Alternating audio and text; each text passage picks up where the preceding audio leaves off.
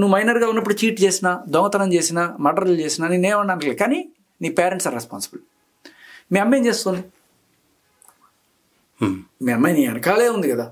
నువ్వు అక్కడికి వెళ్ళినప్పుడు, లేకపోతే షూటింగ్లో ఉన్నప్పుడు, లేకపోతే జానివర్స్ దగ్గరికి వెళ్ళినప్పుడు అన్ని చోట్ల మీ అమ్మ అక్కడి నుంచి ఉత్తరప్రదేశ్ నుంచి తీసుకొచ్చావు కదా. అమ్మనే తీసుకొని వచ్చావు ఇక్కడ కెరీర్ చూసుకోవడానికి.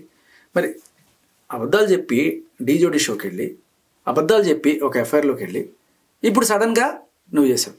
నిజమే, నువ్వు మైనర్ అయి ఉండొచ్చు, కానీ నువ్వు చీట్ చేసి మైనర్ నన్ను చెప్పుకొని చేసావు. మత్తు వదల సినిమా చూసావా? దాంట్లో ఒక సీన్ ఉంటుంది, అంతా అయిపోతుంది వెనిల్ కిషోర్ తోటి. ఫైనల్గా అయిపోయిన తర్వాత నాకు హీరోయిన్ ఛాన్స్ ఇస్తావా చస్తావా అంటది.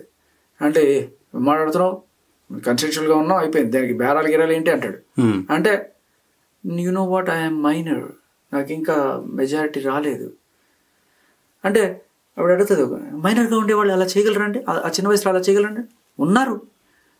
మైనర్లుగా ఉండేవాళ్ళు మర్డర్లు చేసిన జైలుకి వెళ్ళినా అంతెందుకు. నిర్భయ కేసులో ఒకడు ఎవడైతే ఉన్నాడో వాడు మైనర్, వాడిని అయినా సరే మైనర్ అయినా వాడిని ఉరి తీయాలని చెప్పి ఎంతమంది ఇచ్చేయలేదు.